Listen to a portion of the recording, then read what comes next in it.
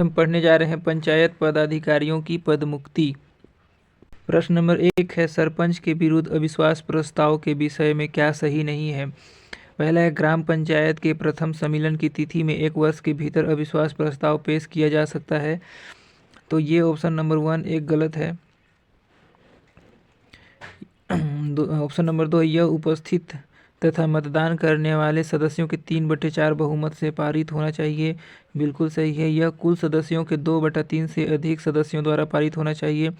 बिल्कुल सही है। यह कुल सदस्यों के 2/3 बहुमत से पारित होना चाहिए। ऑप्शन नंबर 4 गलत है। सरपंच अविश्वास प्रस्ताव के विरुद्ध कलेक्टर के समक्ष अपील कर सकता है। बिल्कुल सही है। सरपंच अविश्वास प्रस्ताव के विरुद्ध कलेक्टर के समक्ष अपील कर सकता है। ऑप्शन नंबर 5 सही है। सरपंच अविश्वास प्रस्ताव के विरुद्ध 15 दिन के भीतर अपील कर सकता है। ये गलत है। तो ऑप्शन नंबर 1 और 4 और 5 ये गलत है। ऑप्शन नंबर डी इसका राइट आंसर हो जाएगा। नोट में दिया है, सरपंच के अविश्वास प्रस्ताव के संबंध में निम्न प्रक्रिया है। अविश्वास प्रस्ताव उपस्थित तथा मतदान करने वाले निर्वाचित सदस्य की 3/4 बहुमत पारित होना चाहिए, जिनकी संख्या कुल निर्वाचित सदस्यों के 2/3 से अधिक होनी चाहिए। नोट, सरपंच के विरुद्ध अविश्वास प्रस्ताव नहीं लाया जा सकता है पद ग्रहण के 1 वर्ष के भीतर। ऑप्शन नंबर 2 है, कार्यकाल समाप्ति के 6 माह शेष होने पर पूर्व में लाए गए अविश्वास प्रस्ताव के 1 वर्ष के भीतर। प्रश्न नंबर 2 है, उप सरपंच अपने पद से किस प्रकार हटाया जा सकता है। तो इसका है ऑप्शन नंबर ए, पदच्युत प्रस्ताव द्वारा या फिर अविश्वास प्रस्ताव द्वारा। ऑप्शन नंबर सी है, कुल संख्या का 2/3 बहुमत द्वारा, या फिर उपस्थित तथा मतदान करने वाले सदस्यों के 3/4 बहुमत द्वारा। ऑप्शन नंबर सी दिया है, कुल संख्या के आधे से अधिक द्वारा, या फिर एफ दिया है, उपस्थित तथा मतदान करने वाले सदस्यों के 2/3 बहुमत द्वारा। तो इसका राइट आंसर हो जाएगा, अविश्वास प्रस्ताव द्वारा उप सरपंच को हटाया जा सकता है। Option number B. और कुल संख्या के 2/3 बहुमत द्वारा। ऑप्शन नंबर सी भी सही है, कुल संख्या के 2/3 बहुमत द्वारा उप सरपंच को हटाया जा सकता है। और डी, उपस्थित तथा मतदान करने वाले सदस्यों के 3/4 बहुमत द्वारा। ऑप्शन नंबर डी इसका राइट आंसर हो जाएगा। ये तीन कारणों से उप सरपंच को उसके पद से हटाया जा सकता है। इसका राइट आंसर हो जाएगा option number C, B C D. प्रश्न नंबर 3 दिया है, ग्राम पंचायत द्वारा सरपंच के विरुद्ध अविश्वास प्रस्ताव पारित हो गया। सरपंच किसके समक्ष इसकी वैधता को चुनौती दे सकता है। तहसीलदार के समक्ष, या अनुविभागीय अधिकारी राजस्व के समक्ष, या कलेक्टर के समक्ष, या आयुक्त के समक्ष। तो ये सरपंच किसके समक्ष वैधता की चुनौती दे सकता है, कलेक्टर के समक्ष। ऑप्शन नंबर सी इसका राइट आंसर है।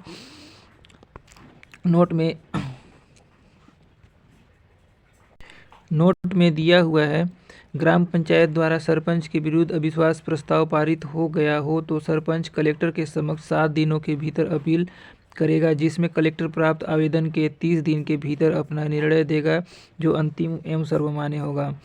प्रश्न नंबर 4 है, सरपंच के विषय में सही क्या है। उसे अविश्वास प्रस्ताव द्वारा पद से हटाया जा सकता है।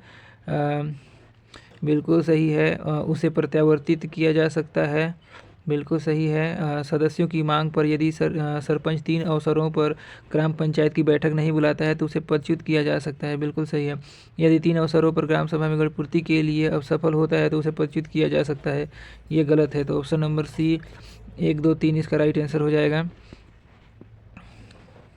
निर्देश में दिया गया, सरपंच निम्नलिखित पद से पदमुक्ति हो सकता है यदि अविश्वास प्रस्ताव द्वारा, प्रत्यावर्तन के द्वारा, निलंबन के द्वारा, त्यागपत्र के द्वारा, प्रत्यक्ष हटाना।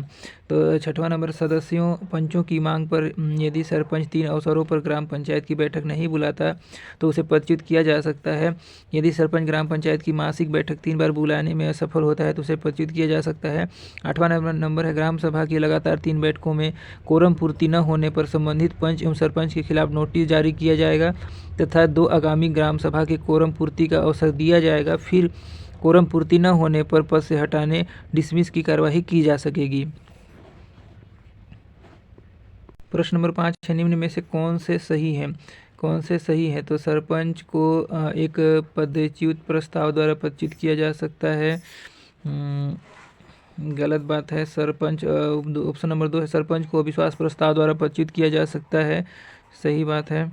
सरपंच को प्रत्यावर्तित किया जा सकता है। ऑप्शन नंबर सी।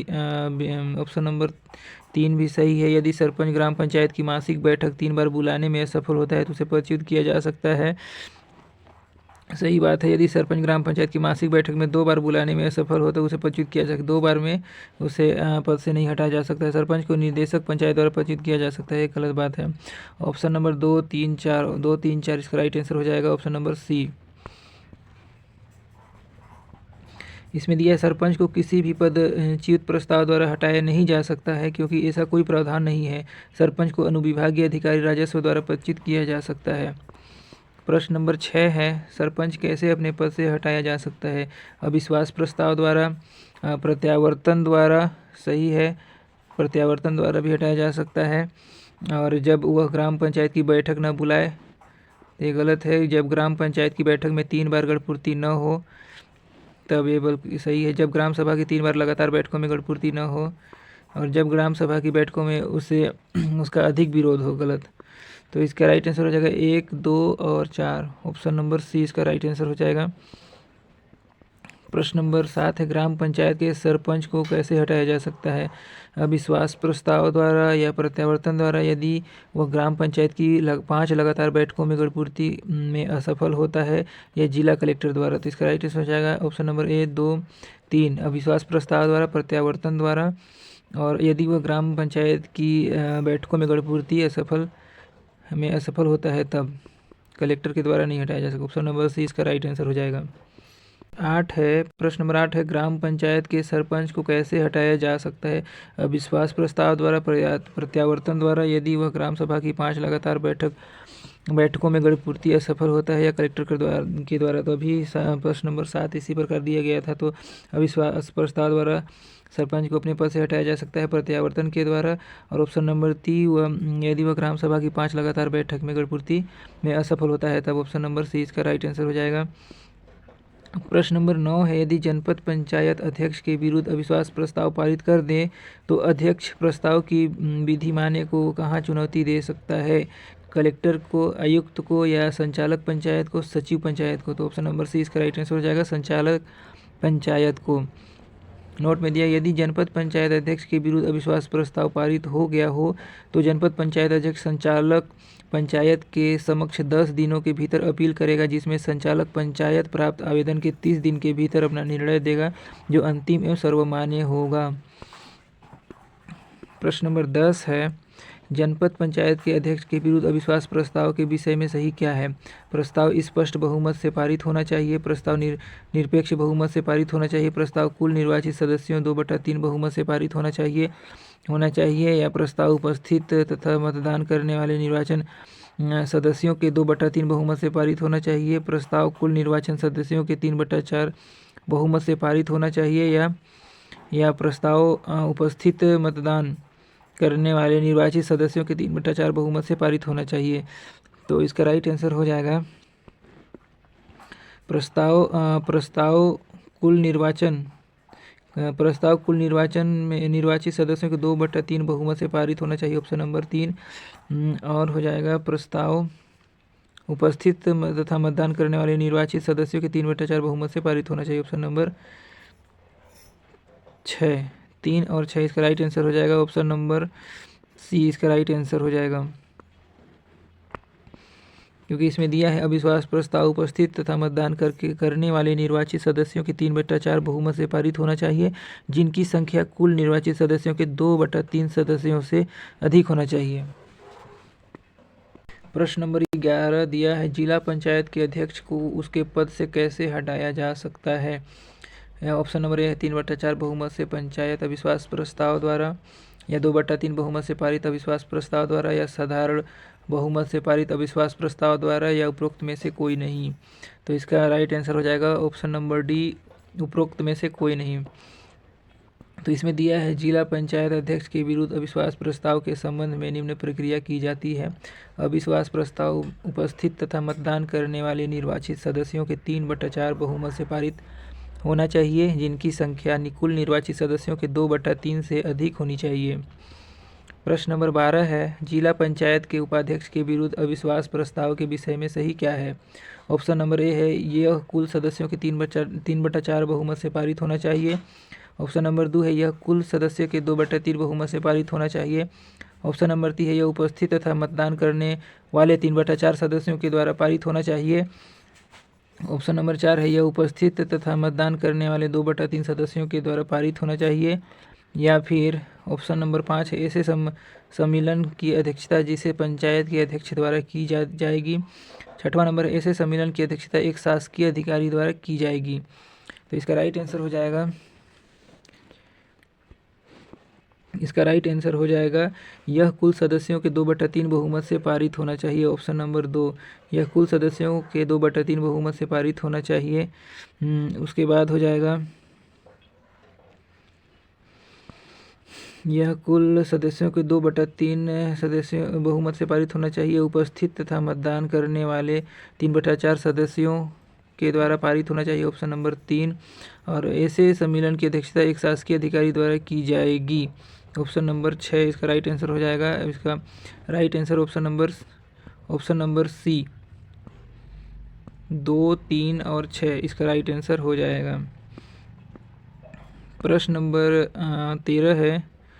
नंबर 13 है, मान लीजिए एक जिला पंचायत की सदस्य संख्या 32 है, 2 स्थान रिक्त है। पंचायत में उपाध्यक्ष के विरुद्ध अविश्वास प्रस्ताव पर विचार हुआ। मतदान में 19 मत प्रस्ताव के पक्ष में और 9 मत विरोध में आए। 02 सदस्य ने मतदान नहीं किया, क्या होगा? प्रस्ताव पारित होगा, प्रस्ताव पारित नहीं होगा। प्रस्ताव पर अध्यक्ष निर्णायक मत के अधिकार का उपयोग कर सकता है या उपयुक्त में से कोई नहीं। तो इसका राइट आंसर हो जाएगा ऑप्शन नंबर बी, प्रस्ताव पारित नहीं होगा, क्योंकि उसके विरोध में केवल 9 मत विरोध में आए हैं। प्रश्न नंबर 14 है, जिला पंचायत के उपाध्यक्ष के विरुद्ध अविश्वास प्रस्ताव के विषय में सही क्या है? तो ऐसे प्रस्ताव पंचायत के 2/3 बहुमत से पारित होना चाहिए। या फिर ऐसा प्रस्ताव पंचायत के मतदान करने वाले निर्वाचित सदस्यों के 3/4 बहुमत से पारित होना चाहिए। ऑप्शन नंबर 2 सही है, ऐसा प्रस्ताव पंचायत के कुल 2/3 निर्वाचित सदस्यों के बहुमत से पारित होना चाहिए। ऑप्शन नंबर 3 भी सही है, ऐसा प्रस्ताव पंचायत के सदस्यों के पूर्ण बहुमत से पारित होना चाहिए। ऐसे बैठक की अध्यक्षता जिला पंचायत का अध्यक्ष करेगा। ऐसा प्रस्ताव पद ग्रहण करने की तिथि से 1 वर्ष के भीतर प्रस्तुत किया जा सकता है। या फिर 7वां, ऐसा प्रस्ताव पद ग्रहण करने की तिथि से 1 वर्ष के बाद प्रस्तुत किया जाता है। बिल्कुल राइट है, ऐसे पारित प्रस्ताव की वैधता को उपाध्याय चुनौती दे सकता है। ऑप्शन नंबर 8 सही है। तो इसका राइट आंसर हो जाएगा 2, 3 और 7, 8। ऑप्शन नंबर में किस में है? ऑप्शन नंबर सी में है। ऑप्शन नंबर सी, 2, 3 और 7, 8 इसका राइट आंसर हो जाएगा। इसमें दिया है जिला पंचायत अध्यक्ष की समान ही प्रक्रियाएं होंगी। जिला पंचायत अध्यक्ष के समान ही प्रक्रियाएं होंगी। प्रश्न नंबर 15 है, मान लीजिए कि ग्राम पंचायत के उप सरपंच के विरुद्ध एक अविश्वास प्रस्ताव ग्राम पंचायत में विचाराधीन है। ग्राम पंचायत के कुल 18 सदस्य हैं उपस्थित तथा 11 सदस्य पक्ष में मतदान करते हैं, तो क्या होगा? अविश्वास प्रस्ताव पारित हो जाएगा, अविश्वास प्रस्ताव पारित नहीं होगा। सरपंच अपने निर्णायक मत की शक्ति का प्रयोग करेगा या प्रकरण जनपद पंचायत को भेजा जाएगा।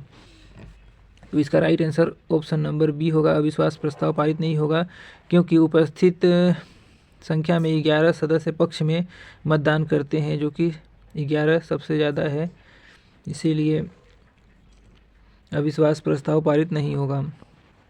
प्रश्न नंबर 16 है, ग्राम पंचायत के पंच को पदच्युत करने के विषय में क्या सही है? पंच को अपने पद से अविश्वास प्रस्ताव द्वारा हटाया जा सकता है। पंच को अपने पद से ग्राम सभा के बहुमत से हटाया जा सकता है।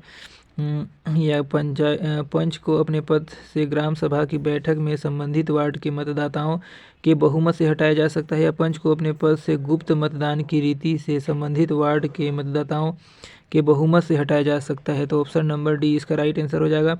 पंच को अपने पद से गुप्त मतदान की रीति से संबंधित वार्ड के मतदाताओं के बहुमत से हटाया जा सकता है। प्रश्न नंबर 17 है, एक व्यक्ति जो पंचायत में किसी पद के लिए निर्वाचित हुआ है, किस आधार पर वह पद से हटाया जा सकता है?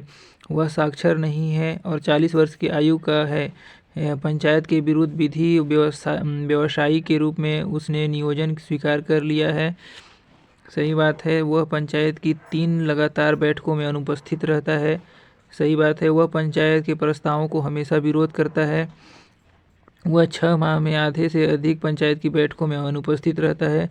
सही बात है। और उसने किसी शासकीय भूमि पर अतिक्रमण किया है, तब उसे पंचायत किसी तब पंचायत उसे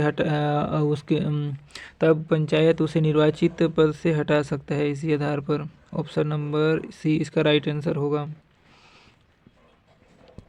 ऑप्शन नंबर दिया है, इसमें नोट दिया है, यदि वह व्यक्ति 30 वर्ष से कम है और साक्षर है तो वह अनर्ह होगा, किंतु यदि 30 वर्ष से अधिक है और साक्षर नहीं है तो कोई प्रभाव नहीं पड़ेगा। और दूसरा दिया है, एक व्यक्ति जो पंचायत में किसी पद के लिए निर्वाचित हुआ है, उसे निम्न आधार पर पद से हटाया जा सकता है। पंचायत के विरुद्ध विधि व्यवसायी के रूप से उसने नियोजन स्वीकार कर लिया है। वह पंचायत की 3 लगातार बैठकों में अनुपस्थित रहता है। या फिर तीसरा, वह 6 माह में आधे से अधिक पंचायत की बैठकों में अनुपस्थित रहता है। चौथा है, उसने किसी शासकीय भूमि पर अतिक्रमण किया है, तब उसे हटाया जा सकता है। प्रश्न नंबर 18 है, यदि जिला पंचायत का अध्यक्ष निलंबित हो जाए तो क्या होगा? जिला पंचायत का उपाध्यक्ष कार्यवाहक अध्यक्ष के रूप में कार्य करेगा। जिला पंचायत का उपाध्यक्ष अध्यक्ष बन जाएगा, या अध्यक्ष का पद रिक्त रहेगा, या सदस्यगण स्थानापन्न अध्यक्ष का निर्वाचन करेंगे, या उपयुक्त में से कोई नहीं। तो जिला पंचायत का अध्यक्ष निलंबित हो जाए तो सदस्यगण स्थानापन्न अध्यक्ष का निर्वाचन करेंगे। ऑप्शन नंबर डी इसका राइट आंसर हो जाएगा। इसमें दिया है, जिला पंचायत का अध्यक्ष निलंबित हो जाए तो जिला पंचायत सदस्य में कोई एक अध्यक्ष के रूप में निर्वाचित होगा या किया जाएगा, जिसके स्थानापन्न अध्यक्ष कहेंगे, किंतु किसी भी परिस्थिति में जिला पंचायत का उपाध्यक्ष कार्यवाहक अध्यक्ष के रूप में कार्य नहीं करेगा। जिला पंचायत का उपाध्यक्ष अध्यक्ष नहीं बन जाएगा। किसी भी परिस्थिति में अध्यक्ष का पद रिक्त नहीं रहेगा। प्रश्न नंबर 19 है, यदि जिला पंचायत का अध्यक्ष अपने पद से निलंबित हो जाए तो क्या होगा? उपाध्यक्ष अध्यक्ष बन जाएगा। उपाध्यक्ष कार्यकारी अध्यक्ष के रूप में कार्य करेगा। जिला पंचायत स्थानापन्न अध्यक्ष का चुनाव करेंगे, या मुख्य कार्यपालन अधिकारी कार्य अध्यक्ष के रूप में कार्य करेगा। अभी देखे थे इस प्रश्न को, इसी टाइप से ऑप्शन नंबर सी इसका राइट आंसर हो जाएगा। जिला पंचायत स्थानापन्न अध्यक्ष का चुनाव करेंगे। प्रश्न नंबर 20 है, जिला पंचायत अध्यक्ष यदि निलंबित हो जाए तो क्या होगा? उपाध्यक्ष कार्यकारी अध्यक्ष के रूप में कार्य करेगा। सदस्य स्थानापन्न अध्यक्ष का निर्वाचन करेंगे। अध्यक्ष जिस संवर्ग का है उसी संवर्ग का सदस्य स्वयमेव अध्यक्ष बन जाएगा, या वरिष्ठतम सदस्य कार्य अध्यक्ष के रूप में कार्य करेगा। तो इसका राइट आंसर हो जाएगा ऑप्शन नंबर बी, सदस्य स्थानापन्न अध्यक्ष का निर्वाचन करेंगे। प्रश्न नंबर 21 है, यदि सरपंच पद से त्याग पत्र दे देवे तो क्या होगा? उप सरपंच कार्यकाल की शेष अवधि के लिए सरपंच बन जाएगा, या किसी पंच को सरपंच के पद पर निर्वाचित किया जाएगा। प्रभारी सरपंच की नियुक्ति कलेक्टर द्वारा की जाएगी, या स्थानापन्न सरपंच का निर्वाचन पंचों द्वारा किया जाएगा, या उपयुक्त में से कोई नहीं। तो उसी प्रकार का प्रश्न है, ये भी ऑप्शन नंबर डी हो जाएगा। स्थानापन्न सरपंच का निर्वाचन पंचों के द्वारा किया जाएगा। नोट में दिया है, यदि सरपंच अपने पद से त्यागपत्र दे देवें तो पंचों द्वारा अपने में से किसी एक पंच को सरपंच के रूप में निर्वाचित किया जाएगा, जिसे स्थानापन्न सरपंच कहेंगे, किंतु किसी भी परिस्थिति में उप सरपंच कार्यकाल की शेष अवधि के लिए सरपंच नहीं बनाया जाएगा। किसी भी पंच को सरपंच के पद पर निर्वाचित नहीं किया जाएगा, अपितु पंचों में से किसी एक का चयन स्थानापन्न सरपंच के रूप में किया जाएगा। प्रभारी सरपंच की नियुक्ति कलेक्टर के द्वारा नहीं की जाएगी। तो आज के लिए इतना ही। अगला नेक्स्ट क्वेश्चन दूसरे वीडियो में देखेंगे, इसमें ज़्यादा वीडियो बन जाएगा।